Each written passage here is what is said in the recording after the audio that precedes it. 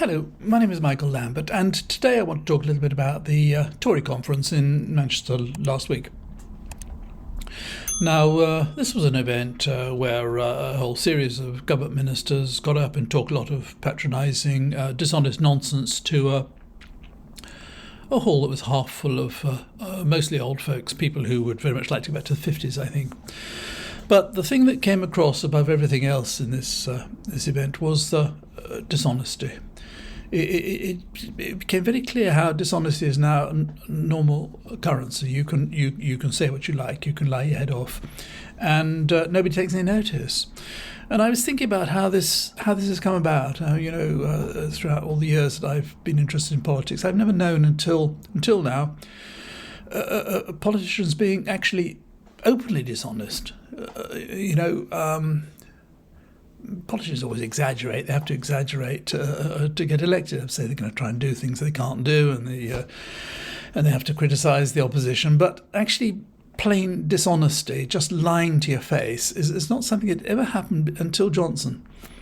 And I think when he came along, when we had a Prime Minister who every time he opened his mouth was lying, and everybody knew he was lying, and all his colleagues knew he was lying, I think everything changed then, because ministers then knew that if it suited them to lie, they could lie, and they would lie. And so everybody's lying all the time. And with this particular government, they've been in office now, for 13 years, or the Tories have been in for 13 years, and they've achieved almost nothing. The biggest achievement, I suppose, is Brexit, which has been an absolute disaster. But they've achieved nothing. They've got nothing to crow about. They can't say, look how we've done so well with this, we've done so well with that. So instead what they do, they resort to talking down the opposition, and in particular the latest fashion is to talk about how if you vote for Labour, they might do things they invent, like this thing with the 7 bins and the having to share a car and taxing meat and all this sort of stuff. It's really grubby. It's really sad. It's pathetic. It's so childish. And yet, of course, all these old biddies in the hall, they'll all be clapping away like mad. All the things are all wonderful, and all this racism, they love that.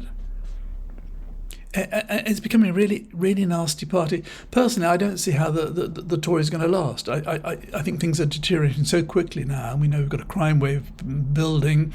We know that we're going to have far more problems with food prices and food supplies and so on. We've got so many businesses that are really struggling, so many people are in debt. You can't see how they're going to last, because in a year's time, God, it's going to be so much worse than it is now.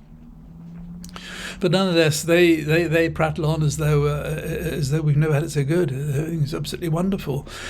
But listening to some of these people in this conference, take for example Mark Harper. He's the Transport Secretary. He's somebody who has always seemed to me to be quite reasonable. I mean, as a Tory, he had the nerve to challenge Johnson openly once or twice, and he always seems quite level-headed. But he said he said that Labour are going to control shopping when we can go shopping. Now, there's never been any suggestion that Labour or anybody else should control when you can go shopping. Yet he's putting it out that if you vote Labour, you might find that if you want to go shopping, you want to go down to the shop and buy some a packet of soap powder or something, you have to get permission, and you're given a time. It's just pointless, dishonest, scaremongering. There was Claire Coutinho, the new Secretary of State for Energy. She said she repeated the thing about the meat tax, that Labour are going to bring in meat tax. When she was challenged about it, she said, "Oh, it's just a joke."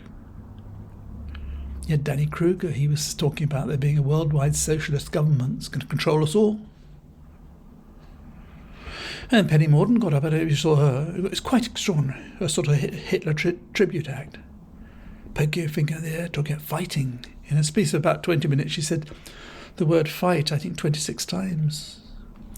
And she was all dressed in black, and she had the finger in the air, just like the pose that Oswald Mosley used to use a lot. Fight. I don't know who she's going to fight, but she wants them all to fight. All these old folk, and all these all fighting. Pitchforks? I don't know. And then, of course, we had a favourite racist, Braverman. She went on about her tornado, is it? A hurricane of immigrants. And she went on spreading her usual venom, as she delights in. She loves it. She loves being a hate figure, I think.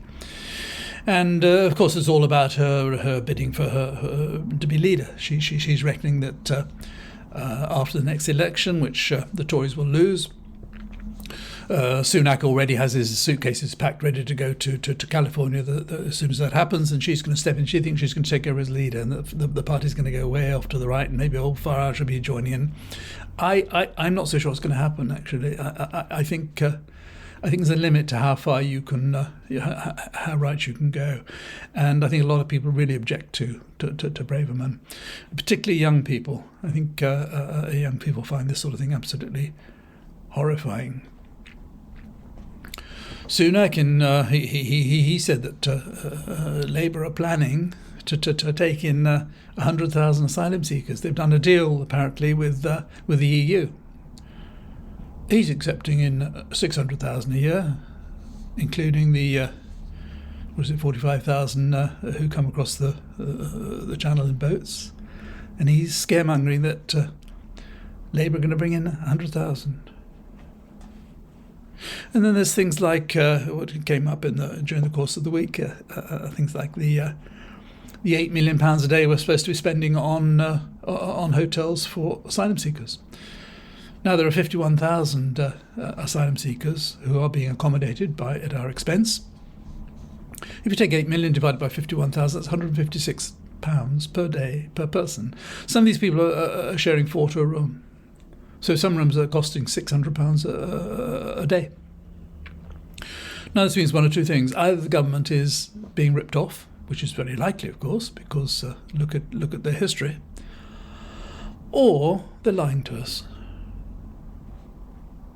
There was after Sunak's speech, there was and he said they were cancelling the HS2 and there was going to be all this money to spend and so on. He said they were going to actually budget 8.3 billion to fix potholes. Now, I did a little bit of research and it turns out that it costs about £54 to fix on average to fix a pothole. So they are budgeting enough money to fix 152 million potholes. So maybe I don't know, maybe some Tory donors have got in on a contract for pothole fixing. And it's all so dishonest, and it's all, I'm going to read a bit from Starmer's speech in a moment. It's just really patronising us, insulting us, and it's so hypocritical as well. And on the question of this, Braverman's police state, there was a bus on the way to the conference. They wanted to demonstrate. It was a load of old people from southeast London somewhere, stopped by 24 police, surrounded the coach. Everything had to be turned out. Everything had to be searched. These people going to demonstrate at a political conference.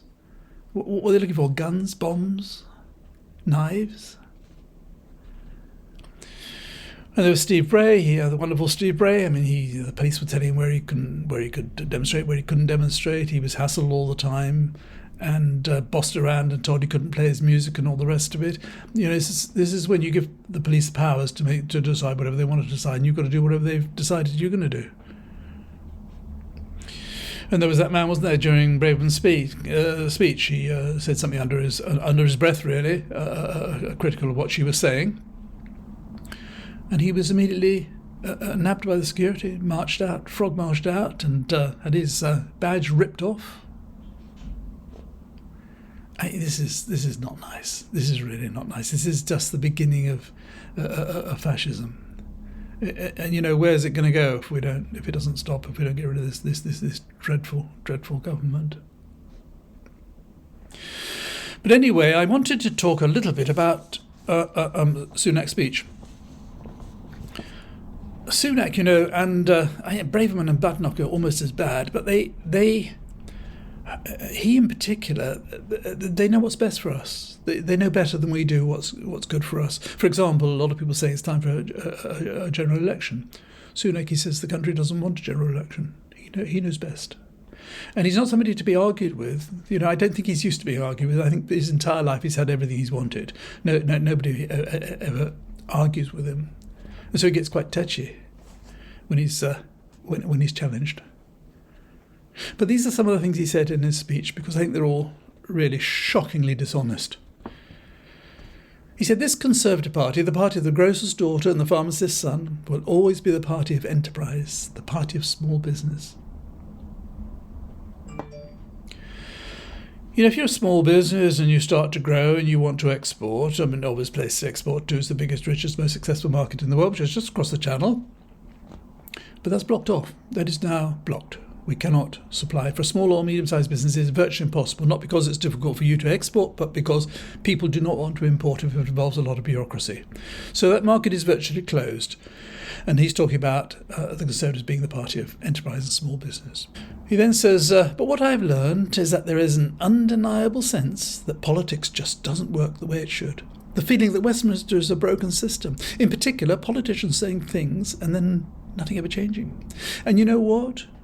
People are right. Politics doesn't work the way it should." They've been in power for 13 years. He was Chancellor of Exchequer for 3 years. He's now Prime Minister. He's been that for a year. And suddenly he's decided that the system doesn't work. He's going to change it. Doesn't say how he's going to change it. There's nothing to do. It just doesn't work. We all know it doesn't work. We know it doesn't work because we're being run by a gang of incompetent, very often dishonest racists who have all the wrong priorities. That's why it's not working, and because of Brexit. Where a vested interest is placing itself above the needs of the people, we will stop it. Stopping vested interest, you see. PPE, test and trace. Think of all the people who are vested interest because they give money to the Tory party. People, donors. Got these vast contracts making tens and tens and tens of millions. Overall billions. They got the contracts not because they knew anything about PPE, but because they were vested interests, because they were party donors. You can stop it all. He said, I believe, that all this really criminal corruption with the PPE, nothing's been investigated, just wipe the whole lot off. Billions and billions and billions. Test and trace, nobody's going to look into that. And the bounce back loans, they didn't even bother to try and collect most of them.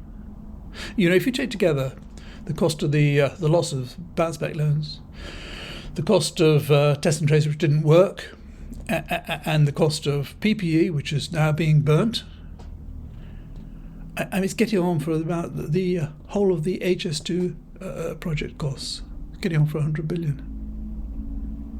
It's staggering. But he's going to stop. He's stop it where vested interests get an advantage. How stupid does he think we are? How stupid does this man think we are? We Conservatives love our natural world. We are determined to be good stewards of it. This is the Prime Minister presiding over a country where water companies are allowed to tip sewage in the rivers and the seas to such an extent that there's almost nowhere in the whole coast of England and Wales where it's safe to bathe. Almost nowhere, where people go swimming and they get ill. The rivers are full. The rivers, wildlife is dying because the rivers are being filled with sewage. And he says we're determined to be good stewards of it. How dare he talk such rubbish, such patronising rubbish? Who does he think he is, this stupid little man? I will lead in a different way. He's been there for a year, he's been Prime Minister. I will lead in a different way because that is the only way to create the sort of change in our politics and in our country that we all desperately want to see. He's had 13 years to do this. And then he says, but the best tax cut we can give people right now is to halve inflation and ease the cost of living. He's been banging on about this for a long time. He said to Laura Kunsberg last week. If I buy something for £100 now, and in a year's time it costs me £110, and then a year after that it doesn't cost me 120, it costs me 115. So it's gone up £10 and it's gone up £5. That is not a tax cut. A tax cut is when you've got more money because they take less tax from you. When a price goes up, but it doesn't go up quite as much as the year before, that is not a tax cut. How dare he insult our intelligence with this crap? Sorry, this rubbish. Then he says, and our Brexit freedoms make us ever more competitive. My God, how stupid. I've said this before, I might have said it quite recently. If you're a business in the EU and you want to buy a product from somebody else in the EU, you order it, it's delivered the next day, and you pay for it in due course. If you want to buy from somebody in the UK, the same product, you order the goods, the supplier in the UK has to start filling out forms. Maybe certificate of origin, certainly export documentation. The goods are then shipped. Before you get the goods, you've got to then, either you personally or employ somebody, to fill out import documentation, having registered with the government as an importer, which you wouldn't otherwise have done. You then have to pay, it might well have to pay import duty, and you'll have to pay VAT, which you'll get back later on, and you'll have to pay charges for all the documentation, you pay an agent to do it probably, and then you have to pay extra for the transport because it's more expensive because the transport company has all these delays and has to store stuff whilst it's being processed. In other words, if you're somebody in the EU, you will do everything possible not to buy from the UK. I have had, over the last couple of years I've been doing this, hundreds and hundreds and hundreds of comments on my videos from people in the EU saying we will never buy from the UK again. And this moron is saying Brexit's made us more competitive. What in God's name is he talking about? It's just lying. We are not more competitive. We are much, much, much less competitive. That's why our economy is struggling so much. And then he says, and this is beyond belief, and thank you, Kemi, for cutting away Brussels red tape and saving small businesses £1 billion a year. Does he think we believe that Badenoch has gone to Brussels and said, you've got all these laws and all these restrictions and all these regulations about red tape for goods coming into the EU, sweep it all away? And they've said, yes, Miss Badenoch, we'll sweep all that away for you.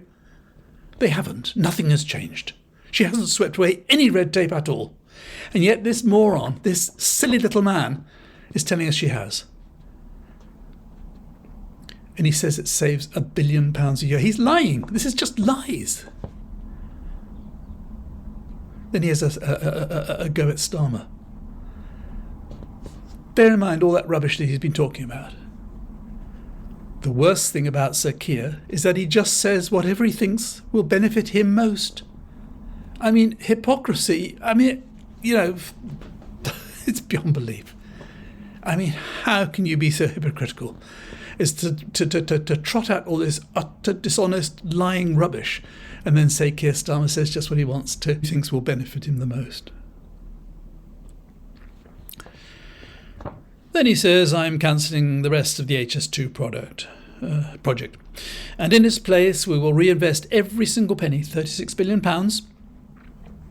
And we will now begin hundreds upon hundreds of new projects. You know, it seems that he has made this decision himself. This is the biggest infrastructure project, I think, ever in this country. He has decided to scrap it. And the reason is perfectly obvious. They're getting a bit short of money. They've got an election coming up next year and they need a bit of money. So when he talks about these hundreds and hundreds of projects, what that means what that means is that he'll go to all the constituencies where they think they've got a chance if they can do them a favour, and they'll give them a new roundabout here, a new bypass there, and a new town hall and all the rest of it, bits and pieces, sprinkle it around amongst all these constituencies, spend very little money because there won't be time to spend it yet. He'll have 36 billion in the pot and we'll have a tax cut next year in the hope of getting re-elected. It's so cynical, so dishonest. And then he says, and also right up to the day when this was announced, the day before his speech, he was saying, no decision be made, no decision be made. Lying. Ministers all coming saying no decisions be made. We now find out that 3 days before he made this, he'd made a film about why he'd made the decision. So he says then, so those who wish to disagree with me, I respect that. He doesn't respect anybody who disagrees with him. You disagree with him at your peril.